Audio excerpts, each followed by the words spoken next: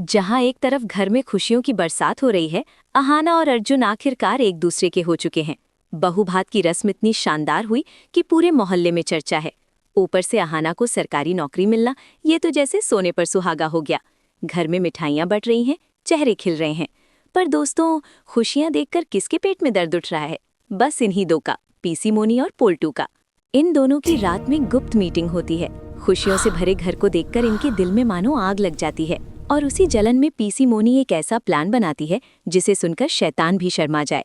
वो फैसला करती है कि अगले ही दिन पोल्टू की दूसरी शादी करवाई जाएगी। मकसद एकदम साफ, मंजली को तोड़ना, बाकी बहुओं को रुलाना और घर की रौनक को मिट्टी में मिलाना। उन्हें लगता है कि अगर मंजली अपने ही पति को किसी और लड़की के साथ मंडप में बैठे देख लेगी तो वो खुद ही तलाक के पेपर्स पर साइन कर देगी। पोल्टू भी नई लड़की पुजारी से शादी करने के लिए तैयार हो जाता है। लेकिन दोस्तों, जो आगे होता है वो हद से भी आगे है। पीसी मोनी तो जैसे पागलपन की हद पर पहुंच जाती है। शादी पक्की होते ही वो तूफान की तरह मंजली के कमरे में घुसती है। मंजली कोने में बैठी रो रही होती है, लेकिन मोनी को जैसे कोई फर्क ही नहीं पड़ता। वो सीधा उसकी अलमारी खोलकर उसके पूरे पुश्तैनी गहने निकालना शुरू कर देती है। मंजली रोकर कहती है, माँ जी, ये मेरे। पर मोनी उसे धक्का देकर चिल्लाती है, अब इन गहनों पर तेरा कोई हक नहीं, ये सब मेरी नई बहू पुजारी पहनेगी। और दोस्तों, दिल वहीं टूट जाता है जब वो मंजली के गले में पड़ा मंगलसूत्र तक खींचने की कोशिश करती है। मंजली गिड़गिड़ाती रहती है, लेकिन मोनी उसकी जिंदगी की हर चमक छीनकर चली जाती है। ये नज़ारा देखकर किसी का भी खून उबल उठे। अगले दिन घर के आंगन में मंडप सजने लगता है। पीसी मोनी लोगों को ताना मारते हुए न्योता देती है, मेरे बेटे की शादी है, आना हो तो आ जाना, नहीं आना तो मत आना। जब मंजली को पता चलता है कि उसका ही पति किसी और को दुल्हन बनाकर ला रहा है और ऊपर से उसके अपने गहने ही उस नई लड़की को पहनाए गए हैं, तो वो बुरी तरह टूट जाती है। कमरे में बंद होकर बिलक बिलक कर रोती है।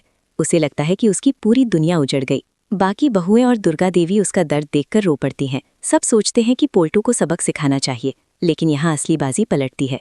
अहाना, जो अब समझदार और पढ़ी लिखी लड़की है, वो फैसला करती है कि रोने से कुछ नहीं होगा, लड़ना होगा।